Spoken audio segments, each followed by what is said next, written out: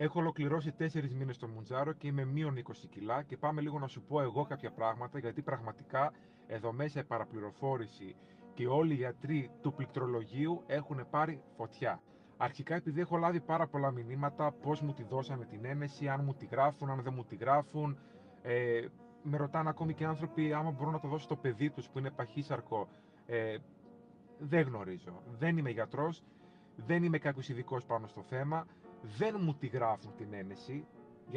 Γιατί είμαι κάτω των 30 ετών, αλλά και πλέον δεν θα τη γράφουν την ένεση, γιατί τελείωσε το πρόγραμμα, τελείωσε η επιδότηση από την Ευρωπαϊκή Ένωση, οπότε τέλος και το συνταγογραφούμενο μέχρι νεοτέρας. Αλλά παρόλα αυτά εγώ το αγοράζω από την πρώτη στιγμή. Δεν είμαι ειδικός να σου πω αν πρέπει να το πάρεις.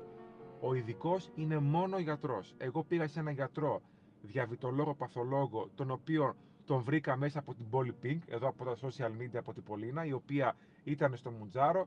Τη έστειλε ένα μήνυμα, τη λέω είμαι Θεσσαλονίκη, σε ποιον γιατρό πήγες, θέλω να πάω. Έκανα τις εξετάσεις όλες.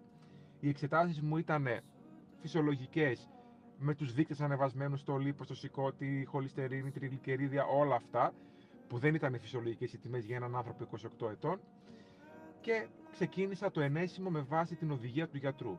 Παράλληλα, με παρακολουθεί διατροφολόγος. Στο διατροφολόγο αυτό πήγαινα και παλιότερα εγώ. Και γενικότερα, εγώ έχω αλλάξει πάρα πολλούς διατροφολόγους. Όλοι οι διατροφολόγοι που πήγαινα ήταν εξαιρετικοί.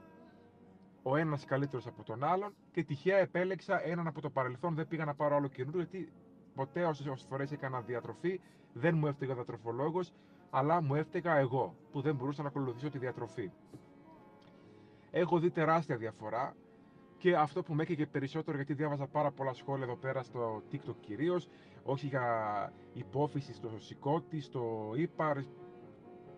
Πήγα που λέτε και έκανα τις εξετάσεις μετά από 4 μήνες με πολύ μεγάλο φόβο, γιατί πραγματικά παίρνοντας ένα φάρμακο, διαβάζοντας όλα αυτά, μόνο και στη σκέψη που έχεις ότι μπορεί να πάθεις κάτι, με πιάνανε κάτι πόνοι εδώ, πάνω, κάτω, δεξιά, αριστερά, συν και κάποιες παρενέργειες που είχαμε διάρειες και τα σχετικά, που όλα ήταν φυσιολογικότατα εφόσον είναι το ενέσιμο αυτό.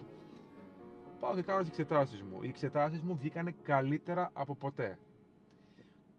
Ο δείκτης για το σηκώτη από το 119 είχε πέσει στο 45. Το λίπος στο σηκώτη, η λιπόδη διείσδυση που είχα από υψηλή, έπεσε σε μέτρια προς χαμηλή και μου λέει γιατρός ότι έλα κάνε και το Δεκέμβριο την εξέταση και θα έχει φύγει τελείως το λίπος στο σηκώτη. Είπα όλα τα όργανα, έκανα υπέρηχους παντού, άνω, κάτω, κοιλίας, δεξιά, αριστερά, παντού. Όλες οι εξετάσεις ήταν καλύτερα από ποτέ. Η μυϊκή μου μάζα